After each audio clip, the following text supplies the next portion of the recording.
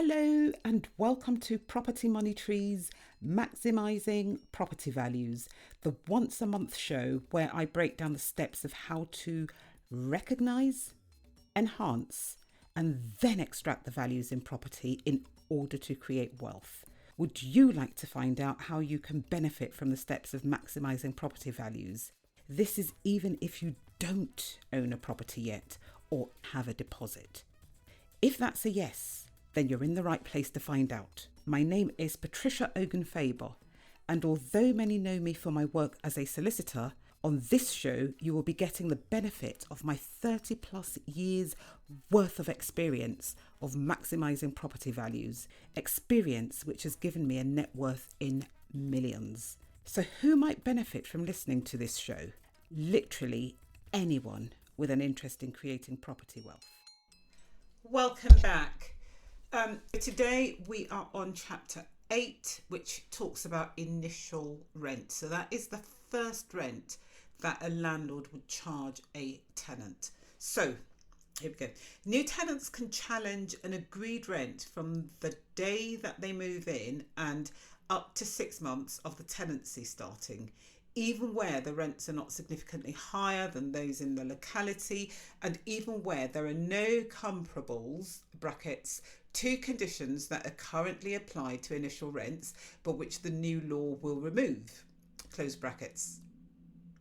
You can see the current prescribed form for this in Appendix 5, which if you haven't got the book, you won't be able to see it, but you can go onto .gov.uk website and look for the form to challenge initial rents. Things to note. Landlords may not know how much their rents will be, as tenants will have the right to challenge this in the tribunal. This may affect how buy-to-let properties are valued. If challenged, the tribunal may decide that the rent is fair, and if so, that will be that. Or the tribunal may decide that the rent is too high and therefore reduce it. If so, the new rent will be payable from a date that the tribunal directs, but this date will not be before the date of the tenant's application. Unique and high-spec properties without similar comparables are more likely than others to see their rents reduced if challenged. If a tenant successfully challenges the amount of this initial rent and the landlord has received the maximum 5 weeks rent by way of deposit, the landlord is likely to automatically be in receipt of a prohibited payment under the Tenant Fees Act 2019, because the amount of the deposit taken will at the point of the rent reduction exceed 5 weeks rent. Although we should note that that will not be the time that the deposit is taken. When the deposit was taken, it was lawful, but this is something that landlords should really just bear in mind. Further, care should be taken to also ensure that the rent period prohibited payments under the same Act are monitored, and where they arise are returned to the tenant without delay. The Tenant Fees Act provides that if for a rent period P1, the rent paid is more than that paid in a subsequent rent period, P2, that the difference between the two is a prohibited payment. It is worth noting, however, that periods of more than 12 months prior are disregarded for these purposes.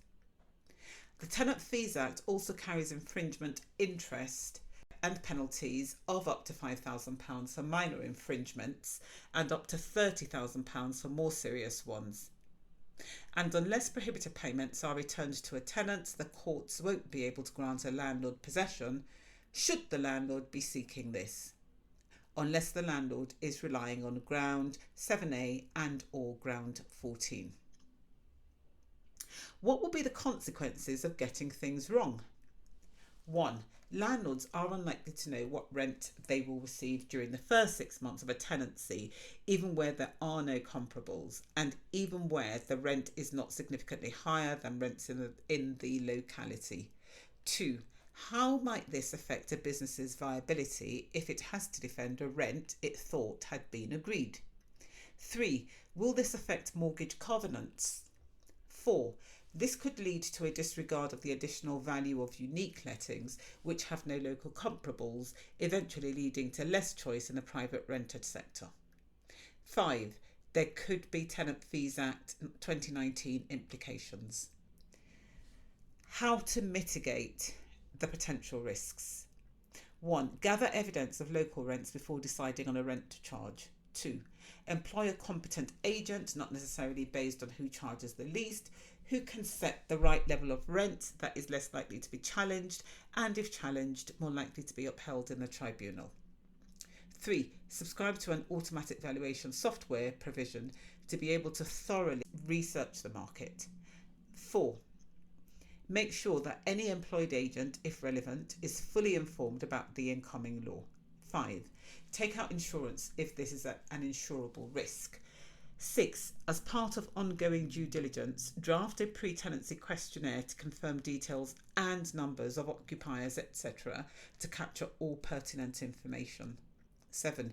In the pre-tenancy questionnaire, find out what the prospective tenant thinks of the proposed rent and if they think it is fair.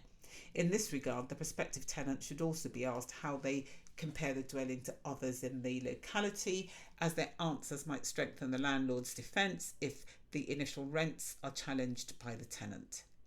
8. Landlords should familiarise themselves with the statutory procedure, see Appendix 5, for the current prescribed form for tenants to challenge an initial rent. If you haven't got the book, you won't know what Appendix 5 is, but you can find it on the .gov.uk website. 9. Monitor possible Tenant Fees Act implications stringently. Next month, we've got permission to keep a pet, which has changed since the book was written. I'll decide on how to deal with that next month. In the meantime, stay well, stay blessed.